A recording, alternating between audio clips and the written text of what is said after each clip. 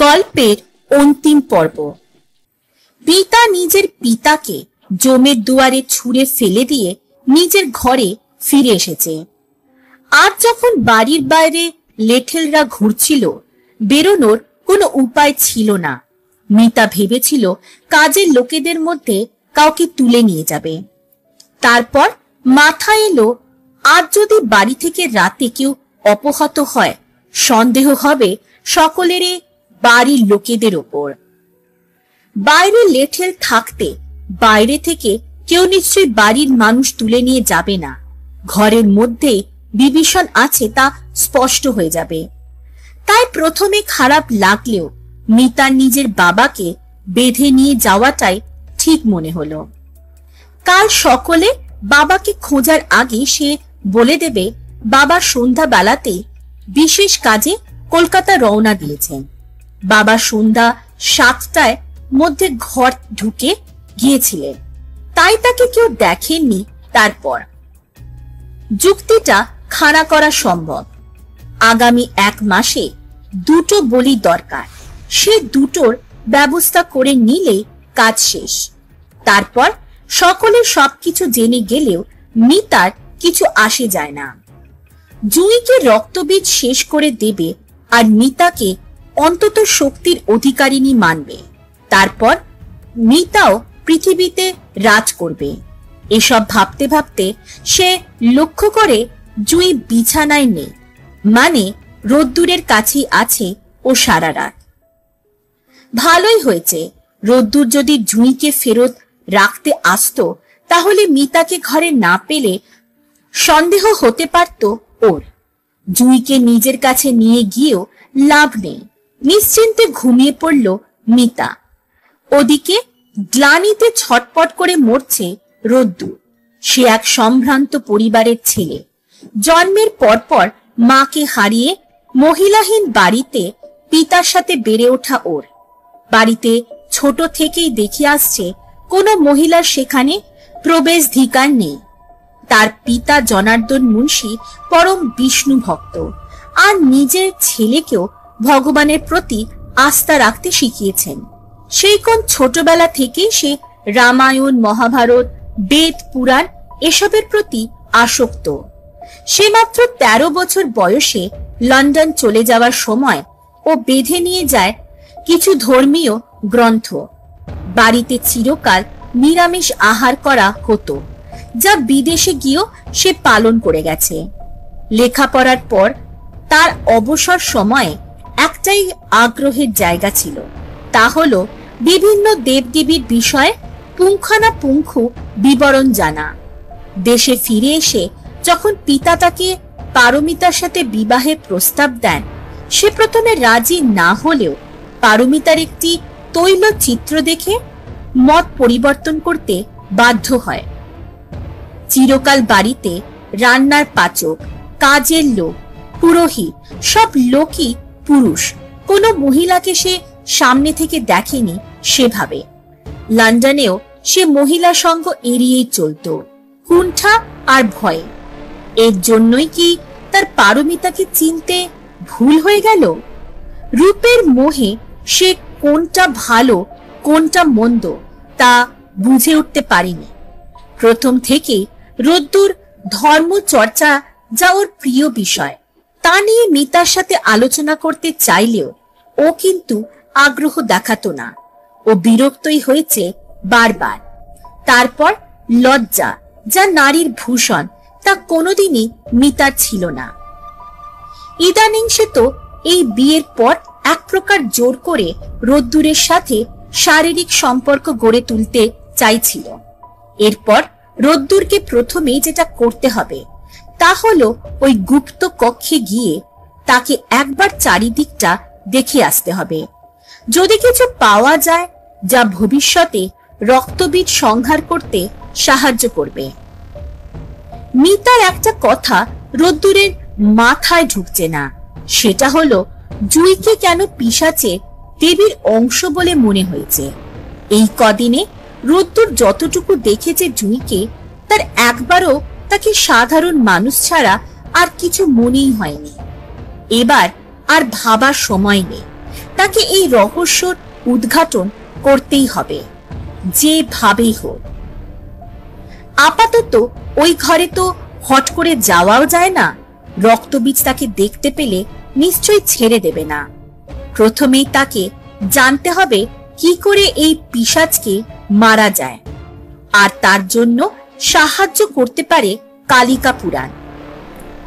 দ্বিতীয় বিষয় হলো মিতার থেকে দূরত্ব বজায় রাখতে হবে, আবার সেটা মিতাকে বুঝতে দিলেও হবে না। ওর সঙ্গ রোদ্দুরের মনে একটা কামনার প্রবৃত্তি আনছে। এটা ওর অশুভ শক্তি ফলেই হচ্ছে, তাতে কোনো সন্দেহ নেই। আর এখন তৃতীয় কাজ, যেভাবেই হোক না কেন আগামী অমাবস্যাতে বলি আটকাতেই হবে। যতটুকু সে শুনেছে তাতে আর দুটো বলি পেলে সম্পূর্ণ শক্তি পাবে পিশাচ, তার আগে নয়। এর অর্থ বলি আটকানোর ফলে এমনিতেই সে ওই ঘরের বাইরে আর বেরোতে পারবে না। এসব 7-5 ভাবতে ভাবতে কখন সকাল হয়ে গেছে রোদ্দুর বুঝতে পারে না। সে ওই আরাম কেদারাতে ঘুমিয়ে পড়ে ভোরের দিকে। যখন তার ঘুম ভেঙে যায় সে দেখে জুঁই বিছানায় নেই। ভয়ে বুকটা কেঁপে ওঠে। কাল রাতে যা রোদ্দুর দেখে নিয়েছে, তারপর আর এই বাড়িতে থাকা নিরাপদ নয়। তবু এই অশুভ শক্তির বিরুদ্ধে লড়তে এখানেই থাকতে হবে তাকে। জুঁইকে খুঁজতে হবে কোথায় আছে ও, তারপর ওকে সুরক্ষিত রাখতে চোখে চোখে রাখতেই হবে। কালিকা পুরাণ নিয়ে বসলো রোদ্দুর তখন সন্ধ্যার সময়। জুঁইকে সে জানিয়েছে তার সাথে তার ঘরে রাতে থাকতে এখন থেকে। সেই মতো জুঁই গত রাত থেকে রোদ্দুরের ঘরেই আছে। যদিও তার বালিকা মনের সংশয় দূর করতে সে তার মা নিরুপমার কাছে গিয়েছিল। জুঁই কান্না শুরু করে তার মায়ের কাছে গিয়ে। তাকে কেন মিতা দিদির ঘর থেকে ওই গোমরামুখ স্বামীটি নিজের ঘরে নিয়ে গেছে। ওর ভালো লাগে না স্বামীর সঙ্গে এক ঘরে থাকতে। মানুষটা যে বড্ড বেশি চুপচাপ। তার মায়ের হাসি পায় সব শুনে, তবু মেয়েকে তিনি কোলের কাছে নিয়ে আদরের সাথে বোঝান। যেহেতু রোদ্দুর বাবু এখন তার স্বামী, তাই ওনার সাথে জুঁইকে থাকা উচিত। নিরুপমার মনে সংশয় হয়, তবে কি জামাই এখনই জুঁইয়ের সাথে দাম্পত্য জীবন শুরু করতে চাইছে? যদিও তার বিশ্বাস জামাই বিবেচক মানুষ, সে এমন ভাবে তাড়াহুড়ো কখনোই করবে না। আর যদি করেনও, তবু তাকে বাধা দেবার অধিকার বা সামর্থ্য নিরুপমার নেই। সেদিন রোদ্দুরের জন্যই জুঁইয়ের প্রাণ বাঁচাতে পেরেছিল নিরুপমা। এরপর জুঁইয়ের ভাগ্য, এই ভেবে তিনি মেয়েকে তার স্বামীর সঙ্গে থাকতে বলেন। মিতার রাগ হলেও সে চুপ করে সব সহ্য করে নিল, কারণ এই সময় তার এক থাকাই ভালো। জুঁইয়ের রোদ্দুরের সাথে এক ঘরে থাকাটা মিতার বুকে শুলের মতো বিঁধেছে।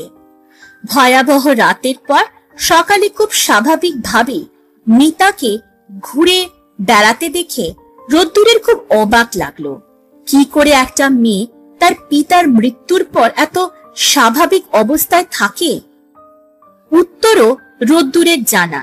সে জানে মিতা দেহে মানবী হলেও বা সে আসলে অন্তর থেকে পিশাচিনী। ইচ্ছা করে রোদ্দুর মিতার কাছে জমিদার বাবুর খোঁজ করে। মিতা বলে বাবা মশাই ব্যবসার কাজে ভোর ভোর বেরিয়ে গেছে কলকাতা। রোদ্দুর আবার ঘুরিয়ে প্রশ্ন করে, উনি কি একাই গেছেন? মিতা বলে, না তো, উনি কলের গাড়িতে গেছেন, সাথে চালক বাবুলাল ও গেছে। রোদ্দুর জানে জমিদার বাবু আর নেই। তাহলে কলের গাড়িটা আর চালক বাবুলাল, মানে মিতা তার বাবা কলকাতাতে যাবার প্রমাণ রাখতে গাড়ি সহ বাবুলালকেও সরিয়েছে কোথাও। সে বেঁচে আছে কিনা তাও সন্দেহ। রোদ্দুর পুরাণের বিভিন্ন পাদটিকা গুলি পড়ে দেখে। তারপর সে শাস্ত্র সম্বন্ধিত আরো কিছু বই পড়ে। জুঁই স্বামীর এই দীর্ঘ সময় ধরে পড়াশোনা দেখে কৌতূহল বশত প্রশ্ন করেই ফেলে যে রোদ্দুর এত মন দিয়ে কি জানতে চায়। রোদ্দুরের মাথায় আসে গতকাল মিতার বলা কথাগুলো, যে জুঁইয়ের মধ্যে চণ্ডিকার বাস। এই তো সময় জুঁইকে বাজিয়ে দেখার। তাই রোদ্দুর বলে, দেখো না, তখন থেকে অসুররাজ রক্তবীজের সম্বন্ধে জানতে চাইছি, কিন্তু কিছুই বুঝতে পারছি না। জুঁইয়ের সরল মুখটা হঠাৎ রক্তবীজের নামে কঠিন রাগান্বিত হয়ে ওঠে। তারপর আবার শান্ত হয়ে যায় জুঁই। সে বলে, কেন, কি হবে ওই অসুরের সম্বন্ধে জেনে? রোদ্দুর বলে, না, মানে যদি এই অসুর আবার বেঁচে ফিরে আসে তাহলে তাকে মারবে কে বা কি করে, তাই জানতে চাইছিলাম। জুঁই কেমন উত্তেজিত হয়ে যায়। সে বিড়বিড় করে বলে, তখন আমি কাল রক্তবীজ দৈত্যবধে দেবী পার্বতীকে সহায়তা করি। রক্তবীজের রক্ত মাটিতে পড়লে সহস্র সহস্র রক্তবীজ অসুরের সৃষ্টি হতো। কৃষ্ণবর্ণা দেবী আমি রক্তবীজের রক্ত পান করি। এই সময় ভূপতিত রক্ত থেকে সৃষ্টি অসুরদের ধ্বংস করে আমি কালিকা এবং শেষে রক্তবীজকেও বধ করি। প্রাচীন স্কন্দ পুরাণেও এর বর্ণনা রয়েছে। এই পুরাণে আরো বলা হয়েছে যে দেবী পার্বতী দেহ সম্ভূতা এক দেবী চণ্ড ও মুন্ড নামক অসুরদ্বয়কে বধ করেন এবং এর থেকে তার নাম হয় চামুন্ডা। এই চামুন্ডা বা কালিকা দেবী চণ্ডীরই অপর রূপ। আমি মানব শরীরের মধ্যে বর্তমানে বাস করি সেই মহাশক্তি চণ্ডিকা। বাস্তবে আমি ত্রিনয়না। আমার কপালে অর্ধচন্দ্র শোভিত। মূল রূপে বহু হাতে বহু প্রকার অস্ত্র, গাত্রে বহুমূল্য অলঙ্কার ও মালা, যা সকলই দেবগণ আমায় উপহার দিয়েছিলেন। মূল রূপে আমার সোনার অঙ্গ সহস্র সূর্যের ন্যায় উজ্জ্বল। এই রূপে আমি সিংহবাহিনী দেবী চণ্ডী হয়ে উঠেছি বিশ্বশক্তি মূর্তি স্বরূপ। রোদ্দুর হতবাক হয়ে সব শুনছিল যে ওর সামনে দাঁড়িয়ে আছে সে যে তার বালিকা স্ত্রী জুঁই নয়, সে দেবী দুর্গার রূপ চণ্ডিকা। রোদ্দুর পায়ে পড়তে যায় দেবী। দেবী সরে দাঁড়ান। রোদ্দুরকে বলেন, আমি তোমার প্রণাম স্বীকার করতে পারি না যতক্ষণ আমি তোমার স্ত্রীর শরীরে বাস করছি। রোদ্দুর সাহস সঞ্চয় করে বলে, হে দেবী, আপনি জানেন না এখানে কি ঘটছে, আপনার সাহায্য প্রার্থনা করি। দেবী স্মিত হেসে বলেন, আমি সব জানি। জানে না তোমার স্ত্রী। আমাকে তার মধ্যে জাগ্রত করে তুলতে হবে তোমাকে। তার জন্য কিছু বিধি পালন করতে হবে আগামী অমাবস্যাতে। রোদ্দুর বলে, তার মানে দেবী আগামী অমাবস্যাতে আরো কাউকে প্রাণ দিতেই হবে পিশাচের হাতে? দেবী বলেন, না, আর কাউকে মারতে পারবে না ওই নিকৃষ্ট পিশাচ। ওর নাম রক্তবীজ হলেও আর ও আমার দ্বারা বোধিত রক্তবীজের প্রতিচ্ছবি মাত্র। সে তার মধ্যে সেই শক্তি নেই যা পূর্বের রক্তবীজের মধ্যে ছিল। এ এক প্রকার পিশাচ মাত্র। ও ভেবেছে আরো দুটো বলি পেলে ও আমাকে হারাতে পারবে। বেশ, সেই ধারণা নিয়ে ও থাকুক না হয়। এই পর্যন্ত বলে জুঁইয়ের মধ্যে বাস করা দেবীর সত্তা অদৃশ্য হলেন। জুঁই কাটা কলা গাছের মতো মাটিতে লুটিয়ে পড়ল। ধর্মর করে উঠল রোদ্দুর। ও তাহলে সে এতক্ষণ পড়তে পড়তে ঘুমিয়ে গিয়েছিল, তারপরে স্বপ্ন। আরাম কেদারা থেকে উঠে কিসে যেন পা ঠিকল। এ কি, এ তো জুঁই।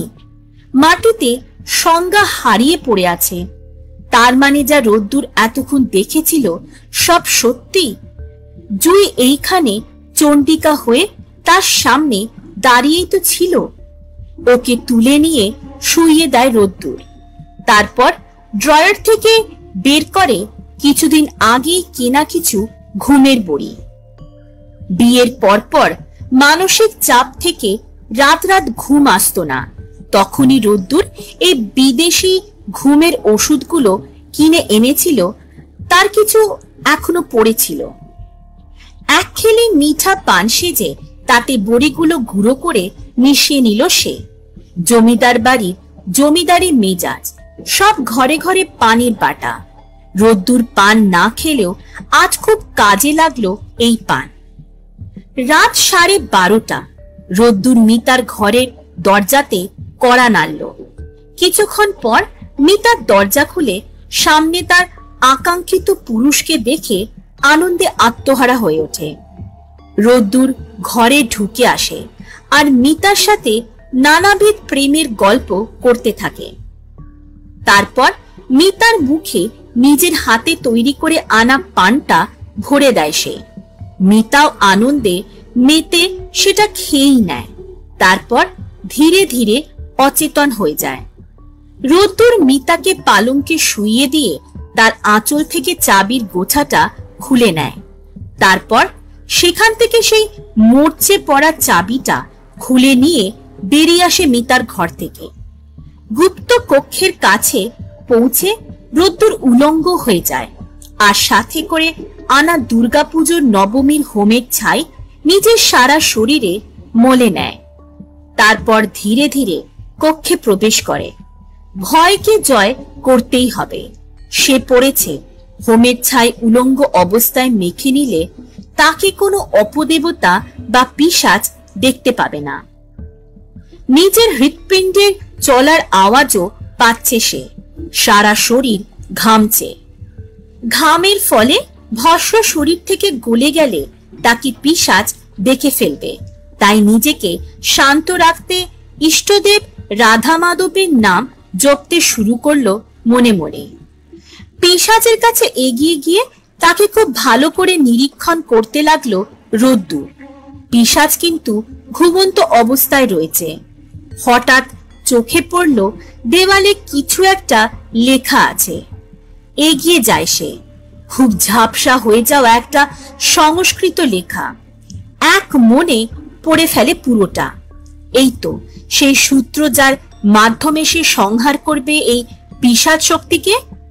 এখানে স্পষ্টভাবে লেখা আছে কিভাবে পিশাচকে জাগাতে হবে আর প্রয়োজনে তার সংহার কিভাবে করতে হবে। লেখার নিচে ঋষি তমগ্ন বলে কারোর নাম লেখা আছে, অর্থাৎ মিতার দাদামশাই না। এই তথ্যে দিয়েছেন ওই ঋষি। তাকে এত বছর পর আর নিশ্চয়ই খুঁজে পাওয়া যাবে না। তিনি নিশ্চিত এতদিনে দেহ রেখেছেন। যা যা উনি বলে গেছেন তা পালন করেই দেখা যাক।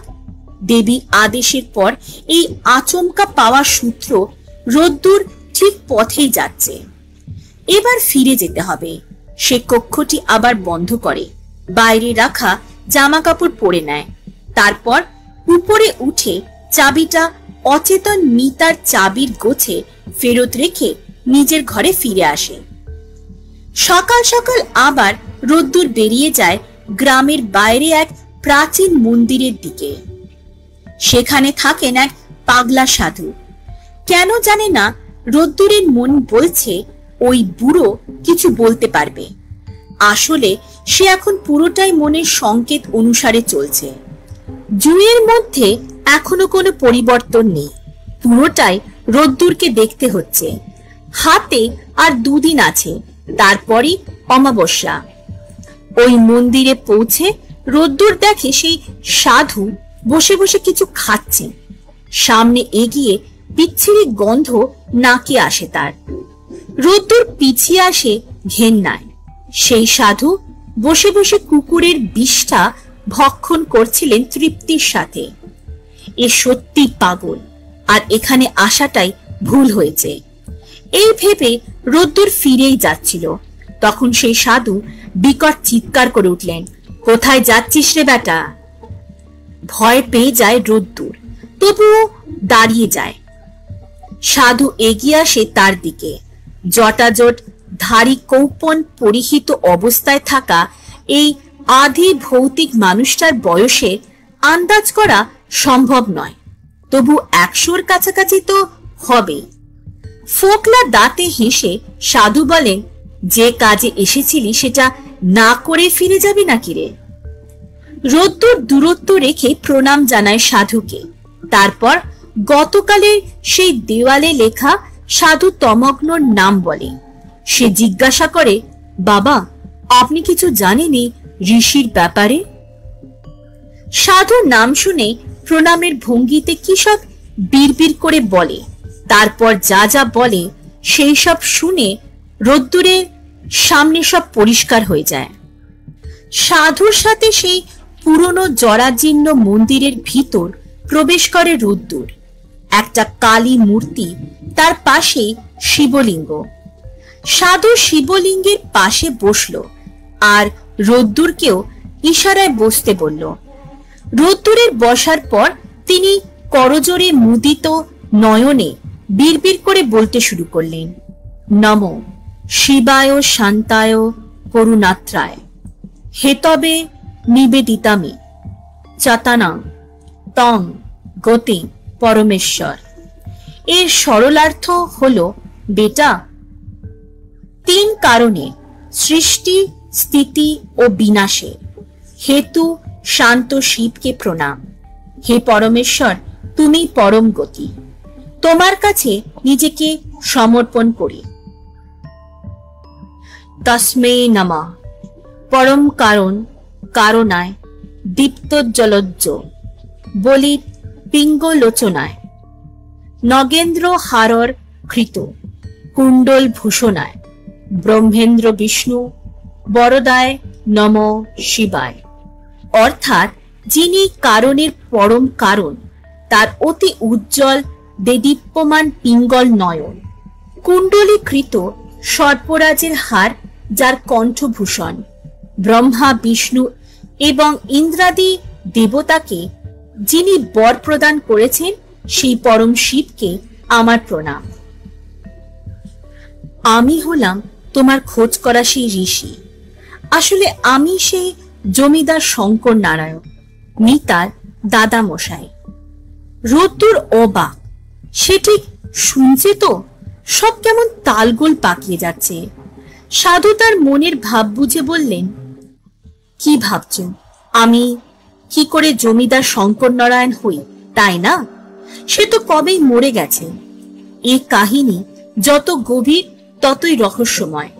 আমার পুত্র যে কিছুদিন আগে স্বর্গত হয়েছে, সেও জানতো তার পিতা এক সন্তান ছিল, বাবা মার। এই বলে ধুতি দিয়ে চোখের জল মুছে নিলেন উনি। রোদ্দুর কৌতূহল চাপতে পারছে না, সে বলেই ফেলে, আপনি কি করে জানলেন জমিদার বাবু আর নেই? এই কথা মিতার আমি ছাড়া আর তো কেউ জানে না। হো হো করে হেসে উঠল সাধু। তারপর দম নিয়ে বললেন, সব জানি বেটা, আমি সব জানি। আমি সমাজের জন্য বাবা মার একমাত্র পুত্র ছিলাম, কিন্তু তা সত্যি না। আমার এক যমজ ভাই ছিল, হুবহু আমার মতোই দেখতে। সে অন্ধ ছিল বলে পিতা তাকে বরাবরই লোকচক্ষুর অন্তরালে ওই জমিদার বাড়ির নিচের কুঠুরিতে রেখেছিলেন। ক্রোধ তার মধ্যে অশুভ ভাবনার জন্ম দেয়। সে ক্রমে এক নিকৃষ্ট তান্ত্রিকে পরিণত হয়। তারপর তখন আমি বিবাহিত, জমিদারি সামলাচ্ছি। একদিন সে তন্ত্রচার করে আমাকে নিশির দ্বারা নিজের ডেরা পর্যন্ত নিয়ে আসে। এর আগে আমি তার অস্তিত্ব সম্বন্ধে জানতাম না। হঠাৎ মোহভঙ্গ হওয়ায় তাকে সামনে পাই। জানতে চাই সে কে, কি তার পরিচয়। তারপর সে নিজের পরিচয় দেয় আমাকে। সত্যি বলছি, আমি খুব আনন্দ পেয়েছিলাম নিজের সহোদরকে পেয়ে, কিন্তু সে আমাকে তার পিশাচ ডেরায় নিয়ে এসেছিল অন্য উদ্দেশ্যে। পিশাচ সাধনা করে সে নিজের দৃষ্টি ফিরে পেয়েছিল। সে এবার আমার জীবনটা বাঁচতে চাইছিল, আমার পরিচয়কে নিজের করতে চাইছিল। তাই আমাকে সে ওই গুপ্ত প্রকোষ্ঠে বন্দী করে আমার রূপ ধারণ করে সেদিন উপরে উঠে যায়। তারপর দীর্ঘদিন সে ওইভাবেই আমার স্ত্রী সন্তানের সাথে দিন কাটিয়ে সে পরলোক গমন করে। মাঝে মাঝে সে ওই কুঠুরির মধ্যে আসতো, আমাকে কিছুদিনের জন্য খাবার জল দিয়ে যেত। প্রতি অমাবস্যা আর পূর্ণিমাতে সে মহিষ ছাগ বলি দিত পিশাচের উদ্দেশ্যে। তবে মিতা যা পেরেছে আমার ভাই তা পারেনি। মিতা পিশাচকে তার রূপে ফিরিয়ে এনেছে নিজের শরীরের বিনিময়। আমার ভাই পিশাচ সাধনা করে কিছু মায়াবিদ্যা আর নিজের দৃষ্টিশক্তি ছাড়া আর কিছুই পায়নি।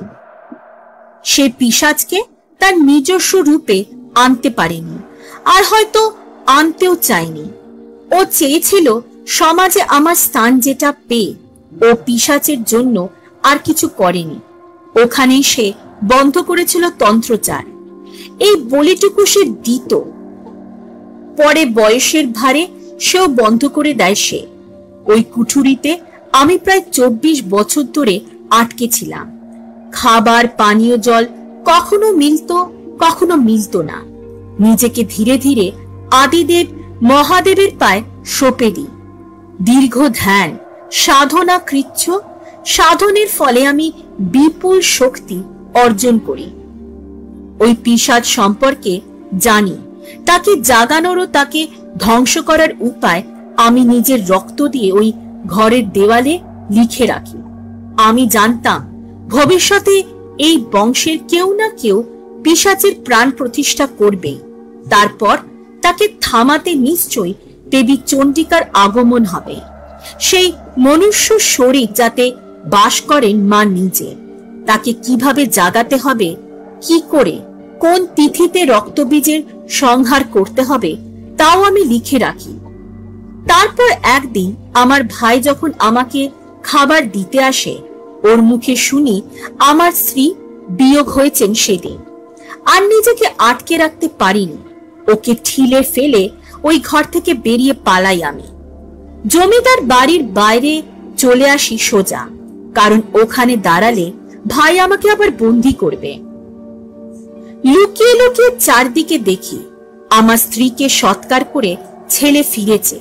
ওকে প্রাণ ভরে দেখে গ্রাম ছেড়ে চলে যায়। ভাই আমায় ধরতে পারে না। আমি ঘুরতে ঘুরতে কাশি চলে যাই। ভাইয়ের মৃত্যুর পর আমার ছেলে একবার কাশি গিয়েছিল। দূর থেকে মণিকর্ণিকা ঘাটে ওকে দেখেই চিনতে পারি। খোঁজ নিয়ে জানতে পারি ভাই গত হয়েছে, তার অস্থি দিতে আমার ছেলে কাশি এসেছে। পথ পরিষ্কার, তাই এবার ফিরে এলাম নিজের গ্রামে। এই ভাঙা মন্দিরে এসে ডেরা নিলাম। তারপর থেকে এখানে আছি আর সব নজর রেখে চলেছি। আমি এখন ঋষি তমগ্ন, মিতার আসল দাদা মশাই। রোদ্দুরের মাথা ভো ভো করছে, তবু সে বলল, আপনি বলুন কি করে জুইয়ের মধ্যে আমি মা চণ্ডিকাকে জাগাবো। সাধু বললেন, জুই মাকে তুমি আজ মধ্যরাত্রে শুদ্ধ বস্ত্রে এই মন্দিরে আনবে, তারপর আমি ব্যবস্থা করছি। রোদ্দুর ফিরে আসে জমিদার বাড়ি। তারপর জুইকে বলে আজ রাতে তারা জুইয়ের বাপের বাড়িতে থাকবে, ওখানেই খাবে, কারণ ওদের কলকাতা যাবার সময় হয়ে এসেছে। আর এর মধ্যে এক রাতও শ্বশুর বাড়িতে কাটানো হয়নি, তো এই নিয়ম রক্ষাটা আজই করে নেবে। জুই তার মা নিরুপমাকে সবটা বললে সে নিজে এসে সাদরে মেয়ে জামাইকে নিয়ে যায় নিজের কাছে। রোদ্দুর তার শাশুড়িকে সবটা খুলে বলে। নিরুপমা সব শুনে বলেন, এই জন্যই জুই কোনো শাস্ত্র না পড়ে এত জ্ঞানের অধিকারিণী। তিনি সাহায্য করবেন বলে কথা দেন। তারপর রোদ্দুর রাতে চুপি চুপি নিরুপমার সাহায্যে শুদ্ধ বস্ত্র পরিয়ে ঘুমন্ত জুইকে গ্রামের বাইরে সেই মন্দিরে নিয়ে যায়। রোদ্দুর জানতো জমিদার বাড়ি থেকে রাতে এভাবে বেরোনো সহজ হতো না। মিতা দেখে ফেললে সন্দেহ করত ওকে। জুইকে নিয়ে গিয়ে মন্দিরে শুইয়ে দেয় সাধু বাবাকে। রোদ্দুর বলে সে তৈরি, এবার উনি পথ চলতে সাহায্য করুন। জুইকে একটা রক্ত জবার মালা পরিয়ে দেয় সাধু বাবা। তারপর মায়ের মূর্তির হাতের খাড়াটা জুঁইয়ের হাতের মুঠোয় ধরিয়ে দেন। হোমের আগুন জ্বালিয়ে মন্ত্রপাঠ আরম্ভ করেন। ওং এং হেং ক্লিং চামুন্ডায়েজ বিচ্চে, ওং এং হেং ক্লিং চামুন্ডায়েজ বিচ্চে। কিছুক্ষণ হোম করার পর সাধু উঠে এলেন। দুধ, দই, মধু, গঙ্গা জল যা রোদ্দুর সাধুর আদেশ মতো আগেই জোগাড় করে এনেছিল, সেগুলো সাধু মিশিয়ে জুঁইয়ের মুখে ছুঁয়ে দিলেন। অচৈতন্য জুঁইকে সাধু বাবা পায়ে আলতা পরিয়ে দিলেন। রোদ্দুরের হাতে তুলে দিলেন মায়ের পায়ের মেটে সিঁদুর। রোদ্দুর কাপা হাতে তার জুঁইয়ের সিঁথিতে ঢেলে দিল। তারপর জুঁইকে প্রণাম করে জলদগম্ভীর স্বরে মন্ত্রোচ্চারণ করতে শুরু করলেন। যা দেবী সর্বভূতেষু চেতনেত্ব বিধেইতে, নমস্তস্যৈ নমস্তস্যৈ নমস্তস্যৈ নমো নমঃ। যা দেবী সর্বভূতেষু বুদ্ধিরূপেণ সংস্থিতা, নমস্তস্যৈ নমস্তস্যৈ নমস্তস্যৈ নমো নমঃ। যা দেবী সর্বভূতেষু নিদ্রারূপেণ সংস্থিতা, নমস্তস্যৈ নমস্তস্যৈ নমস্তস্যৈ নমো নমঃ। যা দেবী সর্বভূতেষু ক্ষুধারূপেণ সংস্থিতা, নমস্তস্যৈ নমস্তস্যৈ নমস্তস্যৈ নমো নমঃ। যা দেবী সর্বভূতেষু ছায়ারূপেণ সংস্থিতা, নমস্তস্যৈ নমস্তস্যৈ নমস্তস্যৈ নমো নমঃ। যা দেবী সর্বভূতেষু শক্তিরূপেণ সংস্থিতা, নমস্তস্যৈ নমস্তস্যৈ নমস্তস্যৈ নমো নমঃ।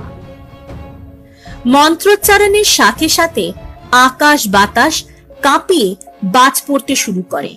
শনশন করে তীব্র হিমেল বাতাস সারা শরীরে কাঁটা ফুটিয়ে যাচ্ছে। এমন সময় জুঁই উঠে বসল। লাল পেরে সাদা শাড়ি, পায়ে আলতা, হাতে শাখা পলা, মাথা ভর্তি মেটে সিঁদুর, হাতে ধরা খাড়া। স্মিত হেসে উঠল জুঁইয়ের মধ্যেই বাস করা দেবী। তারপর আবার জ্ঞান হারিয়ে পড়ে গেল জুঁই। রোদ্দুর ভয়ে পেয়ে যায়। সাধু জানান কাজ হয়ে গেছে। জুঁইয়ের ভিতরের দেবী সত্তা জাগ্রত হয়ে গেছে। এখন ওকে বাড়ি গিয়ে শুইয়ে দেবে। কেউ যেন ওর সংস্পর্শে না আসে। দেবী চণ্ডিকা খুব ক্রোধান্বিতা দেবী। তিনি কাল রাতে অমাবস্যা লাগার আগে পর্যন্ত যেন ঘর ছেড়ে না বেরোতে পারে। মিতা যদি দেবীর সামনে আসে তাহলে তার ফল খুবই খারাপ হবে। মিতাকেই শেষ করে দেবেন দেবী। এই বলে হাঁপাতে লাগলেন সাধু আর ইশারায় রোদ্দুরকে ফিরে যেতে বললেন। রোদ্দুর জুঁইকে নিয়ে নিরুপমার বাড়ি ফিরে এসে একটা ঘরে বন্ধ করে রাখল। তারপর সকালে ইচ্ছা করে জমিদার বাড়ি পৌঁছল। সেখানে গিয়ে একবার নজরদারি করাই তার উদ্দেশ্য ছিল। সেখানে পৌঁছে সে দেখে কলের গাড়িটা ভদ্রাসনের পাশেই দাঁড়িয়ে। সেখানেই বাবুলাল দাঁড়িয়ে।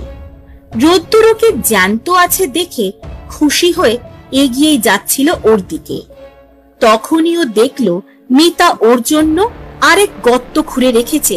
ততক্ষণে রোদ্দুরের এতদিন মনে হয়েছিল কলের গাড়িটা আর চালকটিকে মিতা গুম করে দিয়েছে, এই দেখাতে যে ওতে করে জমিদার বাবু কলকাতা গেছে, যা আদতে উনি জাননি। কিন্তু এখানেই বুদ্ধির দৌড়ে পারমিতার কাছে রবিকান্ত ওরফে রোদ্দুর হেরে গেছে। ও ভাবতে পারেনি নিজের জয় সুনিশ্চিত করতে মিতা এত দূর ভেবে রেখেছে। ওই গাড়িটি বা চালককে সে গুম করেনি। সত্যি সে ওই গাড়ি পাঠিয়েছিল কলকাতায়, তবে তা রোদ্দুরের পিতা জনার্দন মুন্সিকে আনতে। পিতা হাসি মুখে তার দিকে এগিয়ে আসছেন। পিতাকে দেখে আনন্দ প্রকাশ করতে চাইলেও মন তা প্রকাশ করতে পারছে না। সে জানে মিতা এর আগে চিঠি বদলে দিয়েছিল। এখনো পিতা বিয়ের ব্যাপারে কিছুই জানেন না। তিনি আজ এই অমাবস্যার দিন এখানে এসে পৌঁছেছেন মানে নয় মিতা রোদ্দুরের সব কর্মকাণ্ড সম্বন্ধে ওয়াকিবাহাল, অথবা আজকের শিকার তার পিতা নিজে। রোদ্দুর মা চণ্ডিকার স্মরণ করে তার পিতাকে প্রণাম করে জানিয়ে দিল সে বিবাহ করেছে। এই জমিদার বাড়ির নায়েব মশায়ের নাতনি জুঁইকে। পিতা অবাক এবং আশাহত হয়ে রোদ্দুরকে প্রশ্ন করলেন, তুমি এতটাই সাবালিক হয়ে উঠেছ রোদ্দুর? তুমি এত বড় একটা সিদ্ধান্ত এভাবে আমাকে না জিজ্ঞাসা করে নিলে? তুমি জানো আমাদের পরিবার এক স্ত্রী পালনের রীতি পালন করে। সেই নিয়ম অনুযায়ী তোমাকে ওই ছোট ঘরের মেয়েকে নিয়ে ঘর করে যেতে হবে আজ জীবনের জন্য। তুমি এই মেয়েটির কথা একবারও ভেবে দেখলে না? পারমিতাকে আমি তোমার জন্য বেঁচেছিলাম, আর তুমি? ছি! আজ জমিদার বাবুর চিঠি সহ তার বাহক আমার বাড়ি থেকে আমাকে না আনলে হয়তো বহুদিন আমি এই সত্যি না জেনেই খুশি হতাম যে আমার ছেলে তার হবু স্ত্রী পারমিতার সাথে সময় কাটাচ্ছে। রোদ্দুর পিতার রাগের সামনে অসহায় হয়ে দাঁড়িয়ে থাকে আর দেখে পিছনে মিতার ক্রূর হাসি। সে তবু জানায় যে সে বিয়ের বিষয়ে চিঠি লিখে জানিয়েছিল পিতাকে, যদিও সে জানত চিঠির বদল হয়েছে। পিতা ততোধিক রেগে বললেন, চিঠি তিনি পেয়েছেন, তবে তাতে লেখা ছিল সে মানে রোদ্দুর মিতার সাথে আরো কিছুটা সময় কাটিয়ে ফিরবে কলকাতা। সেখানে বিয়ের কোনো কথাই লেখা ছিল না। রোদ্দুর সব জানে, কিন্তু সে আর সব দিক থেকে ফেঁসে গেছে। এদিকে আজ রাতে রক্তবীজ সংহার করতেই হবে, আবার পিতাকেও বাঁচাতে হবে। মিতা নিজের পিতার হাতে লেখা নকল করে ইচ্ছা করে ঠিক আজকে রোদ্দুরের পিতাকে এখানে এনেছে। এতে তার সাথে পিতার ঝামেলা হবে, আর এই তালে মিতা নিজের কার্যসিদ্ধি করে নেবে। তবু কিছু একটা করতেই হবে। আজ পিতাকে জুঁইয়ের সামনে নিয়ে যাওয়া যাবে না। সে এখন নিজের মধ্যেই নেই। এই অবস্থায় পিতা তাকে দেখলে মানসিক ভারসাম্যহীন বলে মনে করতে পারেন। আবার মিতার সম্বন্ধে না জানলেও পিতার ক্ষতি হবে তা নিশ্চিত। পিতা জানেন না জমিদার বাবুই আর নেই, উনি মৃত। মিতার সামনে কিছুই বলা সম্ভব নয়, তাই আপাতত সে পিতাকে সে বুঝিয়ে সুঝিয়ে জমিদার বাড়ির ভিতরে নিয়ে গেল। মিতা জলখাবারের জোগাড় করতে গেলে রোদ্দুর তার পিতা জনার্দন বাবুর পায়ে পড়ে যায়। বিরক্ত হয়ে জনার্দন বাবু সরে যান এবং নিজের পুত্রকে আবার তিরস্কার করেন। রোদ্দুর হাত জোর করে পিতার কাছে অনুরোধ করে উনি যেন 2 মিনিট সময় রোদ্দুরকে দেন কিছু কথা বলার জন্য। জনার্দন বাবু বিরক্ত হলেও বাধ্য হয়ে এক প্রকার রাজি হয়ে যান। রোদ্দুর ওনাকে সব বলে সংক্ষেপে। এই সুযোগে ঘটনাগুলি যা যা রোদ্দুর বলেছে তা নিতান্তই গ্যাজাখুরি গল্প মনে হলেও নিজের সন্তানকে জনার্দন বাবু খুব ভালো করেই চেনেন। রোদ্দুর যে মিথ্যা বলবে না এই বিশ্বাস ওনার আছে।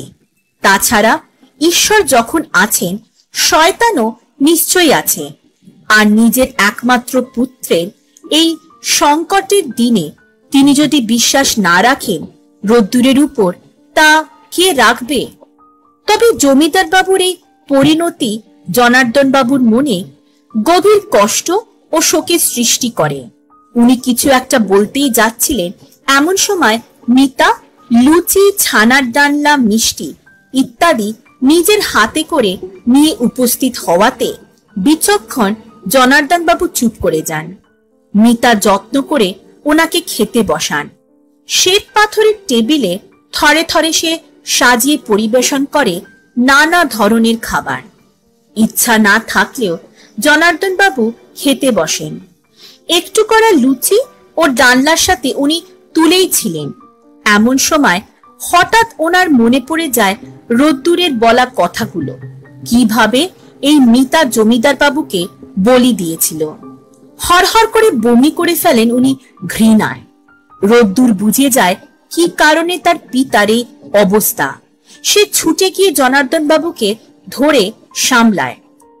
মিতা ভাবে হয়তো উনি এতদূর আসার কারণে অসুস্থ হয়ে পড়েছেন।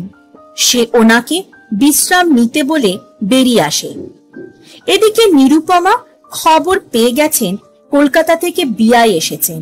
এদিকে জুনের মধ্যে দেবী সত্তা জাগরিত হয়ে গেছে। তাকে ঘরে বন্ধ করে রাখা আছে। এখন তার আচরণ স্বাভাবিক নয়। যতক্ষণ দেবী পিশাচ দমন না করছেন ততক্ষণ জুঁয়ের শরীর ছেড়ে তিনি যাবেন না। জুঁই ঘরে বন্ধ অবস্থাতেই যোগ মুদ্রায় লীন হয়ে আছে। অন্যদিকে নিজের ঘরে বসে মিতা তার বুদ্ধির তারিফ করে চলেছে। কি চালটাই না সে দিল। সারা গ্রামের মানুষ অপহরণ হওয়াতে মানুষ সাবধান হয়ে গেছিল, তাই আগের বার সে নিজের পিতাকেই বলি দিয়ে দেয়। তারপর রটিয়ে দেয় জমিদার বাবু কলকাতা গেছেন কাজে। ফলে সেবার কেউ অপহত না হওয়াতে গ্রামবাসীরা নিশ্চিন্ত হয়। আজও একটা বলি দরকার। আর এবার মিতা বেছে নিয়েছে জনার্দন মুন্সিকে। তাই সে কলের গাড়ি করে বাহক বাবুলালকে কলকাতা পাঠিয়ে দেয়, সাথে জমিদার বাবুর শিলমোহর দেওয়া একটি চিঠি, যাতে সে জনার্দন বাবুকে বাবুলালের সাথে আসার অনুরোধ করা ছিল। মিতার আজ একটা বলি চাই, আর গ্রামের কাউকে তুললে আবার গ্রামে পাহারা শুরু হবে। এতে আগামী ও শেষ বলিতে অসুবিধার সৃষ্টি হতে পারে। এমনিতে জনার্দন বাবু তার পথের কাটা। উনি বেঁচে থাকলে উনি ঠিক জানতে পারতেন জুঁয়ের সাথে রোদ্দুরের বিয়ে হয়েছিল। তারপর ওই এক বিবাহের প্রথা মেনে উনি জুঁয়ের মৃত্যুর পরও রোদ্দুরের সাথে মিতার বিয়ে কখনোই দিতেন না। তাই ভালোই হলো আজ উনি এলেন, রোদ্দুরকে অপমান করলেন, তারপর রাতে ওনাকে তুলে নিয়ে গিয়ে মিতা পিশাচের হাতে তুলে দেবে। আর সকালে বলে দেবে জনার্দন বাবু রোদ্দুরের উপর রাগ করে তাকে ত্যায্য করে চলে গেছে। রোদ্দুর এতে অপমানিত হবে। সে আর কলকাতা ফিরে যাবে না, পিতার খোঁজও নেবে না। তারপর আগামী পূর্ণিমাতে আরেকটি বলি দিয়ে রক্তবীজকে দিয়ে মিতা জুঁইকে শেষ করে দেবে। পরে একা হয়ে যাওয়া রোদ্দুরের আর কেই বা থাকবে পারমিতা ছাড়া। এই পর্যন্ত ভেবে বিচ্ছিরি ভাবে হেসে উঠল মিতা। রোদ্দুর তার পিতাকে সামলায়। তারপর সে ওনাকে অনুরোধ করেন জুঁইকে একবার হলেও দেখে আসতে, যদিও তার সামনে আজ যাওয়া যাবে না। জনার্দন বাবুর মনে নিজের বৌমাকে দেখার ইচ্ছা থাকলেও লজ্জায় এতক্ষণ নিজে থেকে উনি আগ্রহ প্রকাশ করতে পারছিলেন না। এবার সুযোগ পেয়ে তিনি ছুটলেন ওনার বৌমা দেখতে। নিরুপমা বেয়াই মশাইকে আসতে দেখে কুণ্ঠায় লজ্জায় ওনাকে আপ্যায়ন করতেই ভুলে গেল। তখন তার মনের ভাব বুঝতে পেরে যেচেই জনার্দন বাবু বললেন, কি বিয়ান, চা খাবো তো? এবার সংকোচ কাটিয়ে তাড়াতাড়ি নিরুপমা এগিয়ে এসে ওদের বসায়। চা জল খাওয়া হয়, কিছু গল্পও হয়। তারপর জনার্দন বাবু নিজের বৌমাকে দেখতে চান। সামনাসামনি যাওয়া সম্ভব নয়, তাই জানালা দিয়ে জুঁইকে দেখেন উনি। যোগমুদ্রায় লীন জুঁইকে দেখে অজান্তেই ওনার দুই হাত জোর হয়ে যায়। ওনাকে প্রণাম করতে দেখে নিরুপমা বলে, এ কি বিয়াই মশাই, জুঁই যে আপনার পুত্রবধূ, আপনি না, ও আপনাকে প্রণাম করবে। জনার্দন বাবু বলেন, এ জন্মে কিছু ভালো কাজ করেছিলাম কি? হয়তো করেছি, না হলে মা আমার সামনে আজ ওনাকে প্রণাম করব না? জুঁই মায়ের মধ্যে জগৎ মাতা বাস করছেন, ওর শরীরটাই যে মন্দির। আমাকে বেয়ান বাধা দেবেন না। মাকে তার ছেলে প্রণাম করছে, মা চণ্ডী, ও আমার মা, আর আমার বৌমা জুঁই মাও আমার মা। আমি যে ওর অধম ছেলে। তারপর রোদ্দুরের হাত দুটো ধরে জনার্দন বাবু ক্ষমা চান ওনার সকালের কথাগুলোর জন্য। সন্ধ্যা আগত, তাই ওরা ফিরে আসে জমিদার বাড়ি। বড় যুদ্ধে নামতে হবে কয়েক প্রহর পরে। জনার্দন বাবু আর রোদ্দুর যখন জমিদার বাড়ির ভদ্রাসনের মধ্যে প্রবেশ করেন তখন সন্ধ্যা হয়ে এসেছে। ওরা দেখল পারমিতা এক কালো শাড়ি পরে সারা বাড়িতে ধুনোর ধোয়া দিচ্ছিল। জনার্দন বাবু মুখ ফুসকে বলেই ফেলেছিল, কালো কাপড়ে কি কেউ সন্ধ্যা প্রদীপ দেয়? রোদ্দুর ওনাকে ইশারা করে কিছু বলতে মানা করে দেয়। তারপর রাত গড়িয়ে আসে। রাতের খাবার খাওয়া হয়ে গেলে সবাই ঘরে শুতে চলে যায়। রোদ্দুরের সাথে তার ঘরে জনার্দন বাবু শুতে যাচ্ছিলেন। এমন সময় মিতা এসে অনুযোগ করে বলে, বাবা মশাই, আপনি রোদ্দুরের সাথে কেন থাকবেন? আপনার তো রাতে বরাবর একা শোয়ার অভ্যাস। আপনি আমার বাবার ঘরে আজ শুয়ে পড়ুন। জনার্দন বাবু রোদ্দুরের দিকে তাকান আর ইশারাতে তার সম্মতি পেয়ে মিতার প্রস্তাবে রাজি হয়ে যান। রোদ্দুর জানত মিতার উদ্দেশ্য কি, সে কেন তার পিতাকে জমিদার বাবুর ঘরে রাখতে চাইছেন। ওকে পরাজিত করতে হলে এখন সব ওর সুবিধা মতো কাজ করতে হবে। ঠিক রাত 12টা বাজলে মিতা জনার্দন বাবুকে তুলে নিয়ে যাবে গুপ্ত কক্ষের মধ্যে। তাই তার আগে রোদ্দুর পরিকল্পনা মাফিক জুঁইকে ওই যোগ মুদ্রায় থাকা অবস্থাতে তুলে আনে জমিদার বাড়ির ভিতরে। তারপর নিজের ঘরে এনে দরজা বন্ধ করে দেয়। মিতার দাদামশাই মানে ঋষি তমগ্ন চুপি চুপি পাহারা এড়িয়ে ওই গুপ্ত কক্ষের পাশে এক কোণে লুকিয়ে আছে। রোদ্দুরের একটাই ভয় মনে, সেই গতকাল থেকে জুঁই জল পর্যন্ত স্পর্শ করেনি। অভুক্ত এই ছোট মেয়েটার শরীর থেকে দেবী যখন অনূর্ধ্বান করবেন তখন জুঁই সুস্থ থাকবে তো? একবার ওর মাথায় হাত বুলাতে গিয়েও দাঁড়িয়ে যায় সে। মনে পড়ে যায় সাধু বাবার সতর্কতা, ইনি প্রধান্বিতা দেবী। পিতার জন্য চিন্তা হচ্ছে তার। একটু এদিক ওদিক হলে মৃত্যু হতে পারে পিতার। জনার্দন বাবুর উত্তেজনাতে ঘুম তো আসছেই না, অপরন্তু ঘাম হচ্ছে। চুপ করে মটকা মেরে ঘুমের ভান করে পড়েছিলেন। এমন সময় ক্যাচ করে দরজা খোলার আওয়াজ। জনার্দন বাবুর বুকের মধ্যে ধকধক আওয়াজ মনে হচ্ছে সারা ঘরে প্রতিফলিত হচ্ছে। মিতা সেই কালো কাপড় পরে এসে দাঁড়ায় জনার্দন বাবুর বিছানার পাশে। রিন রিনে স্বর করে মিতা বলল, বাবা মশাই চলুন, আপনার সময় হয়ে গেছে। জনার্দন বাবু উঠে বসেন। দেখেন কালো শাড়ি পরে আছে মিতা, দীর্ঘ খোলা চুল, সারা গায়ে রূপোর অলংকার, যেমন কোমর বিছে, ঝুমকো, মাথায় টিকলি, নাকে নথ, গলায় বড় রূপোর হার। সব জেনেও জনার্দন বাবু বললেন, কি মিতামা, কিছু বলছো? মিতা হেসে বলে, বাবা মশাই আপনি আমার সাথে চলুন, এক জায়গায় যেতে হবে। জনার্দন বাবু আর প্রশ্ন না করে ওর সাথে বেরিয়ে আসে ঘরের বাইরে। ওরা ওই গুপ্ত কুঠুরির দিকে এগিয়ে যায়। মিতা ভাবে জনার্দন বাবু ওকে বিশ্বাস করেন আর ভালোবাসেন, তাই ওর এক কথায় ওর সাথে চলে এসেছেন। যাক, ভালোই হয়েছে, ওনাকে জোর করে টেনে হিচড়ে আনতে কষ্টই হতো। এদিকে রোদ্দুর জুঁইকে কোলে করে নিয়ে নেমে আসে মাটির গভীরে ওই গুপ্ত ঘরের বাইরে। ওখানে আগে থেকে অপেক্ষা করছেন ঋষি তমগ্ন। জনার্দন বাবুকে ঘরে এনে মিতা বলে, বাবা মশাই আপনি আমাকে একটু বেশি বিশ্বাস করে নিলেন না? সামনে দেখুন আপনার জন্য কি অপেক্ষা করছে, আপনার মৃত্যু। জনার্দন বাবু সামনে তাকিয়ে দেখলেন আর তারপর ওনার হাত পা কাঁপতে লাগলো। সামনে দাঁড়িয়ে মূর্তিমান শয়তান, সাক্ষাৎ যম। রক্তবীজ এখন প্রায় সম্পূর্ণ। আজ আর আগামী পূর্ণিমা, এই দুটো বলি ব্যাস। কেউ আটকাতে পারবে না তাকে। জুঁই নামের কাঁটা আর 15 দিনের অতিথি কি মিতা? রক্তবীজ বলে ওঠে। মিতা বলে, প্রভু, তাহলে ওনাকে আপনার পায়ে এবার সমর্পণ করি। পিশাচ হেসে বলে, আর দেরি কেন? নাও, তাড়াতাড়ি করো। আমি অভুক্ত। আমার সারা শরীরে পুনর্গঠন হয়ে এসেছে। এবার আমি প্রায় মুক্ত।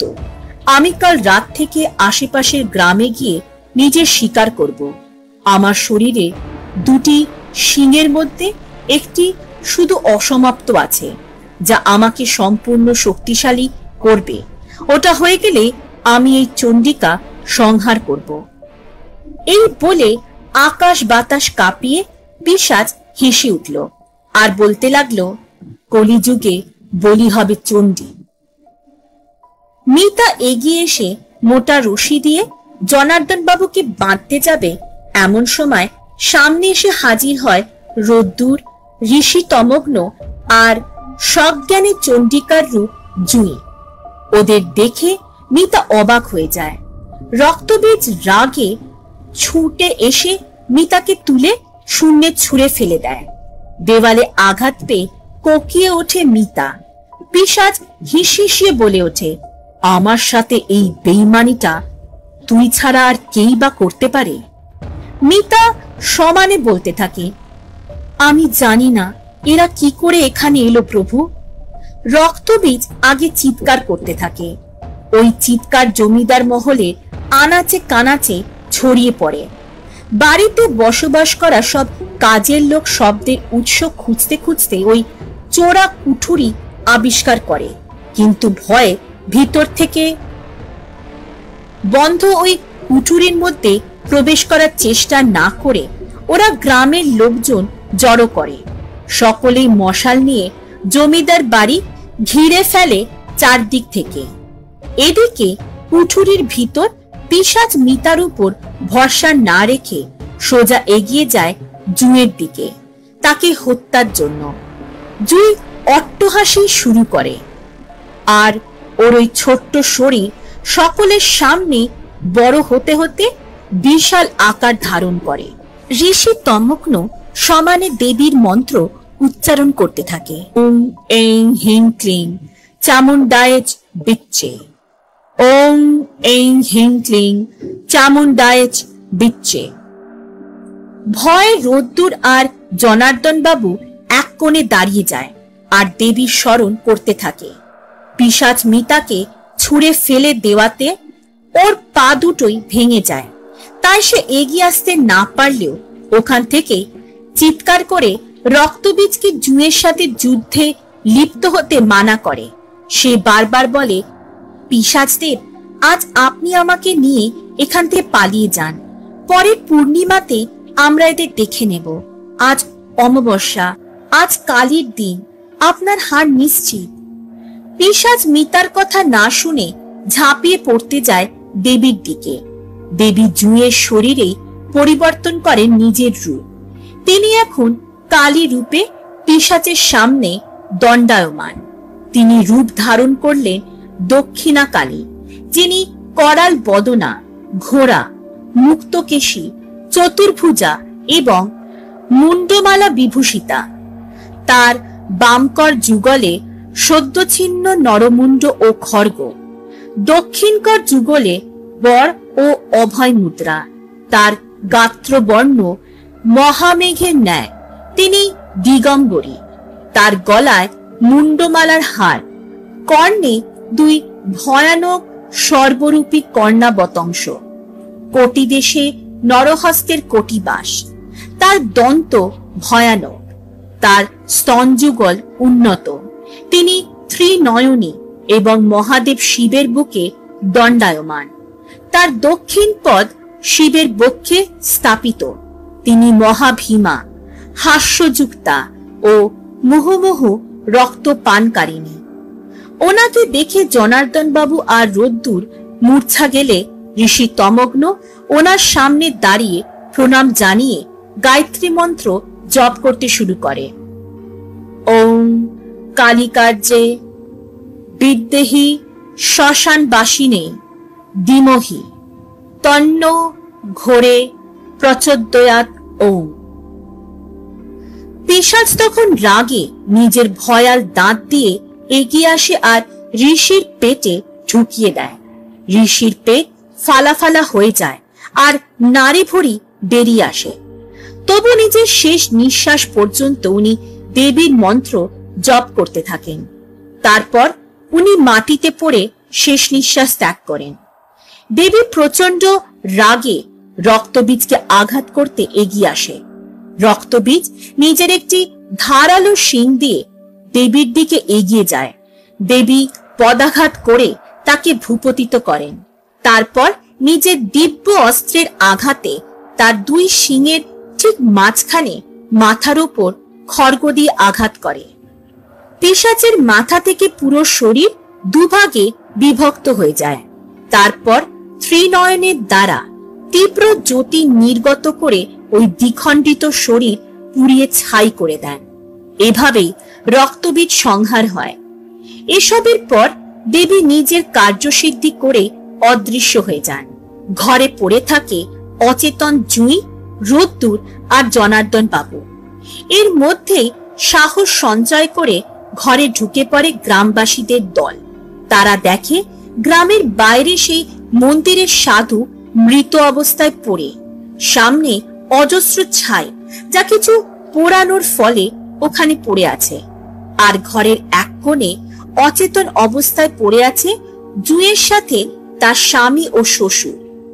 আর তাদের দিকে বুক ঘষে ঘষে এগিয়ে আসছে জমিদার কন্যা মিতা, তার হাতে চন্দ্রহাস খাড়া।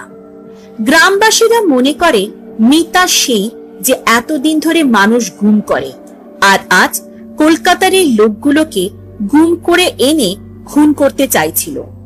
ওরা সকলে মিতাকে ডাইনি ভাবে, আর ওই বেদে যেখানে পিশাচ মূর্তি অবস্থায় দাঁড়িয়ে থাকতো সেখানে তুলে নিয়ে গিয়ে বেঁধে ওর গায়ে আগুন ধরিয়ে দেয়।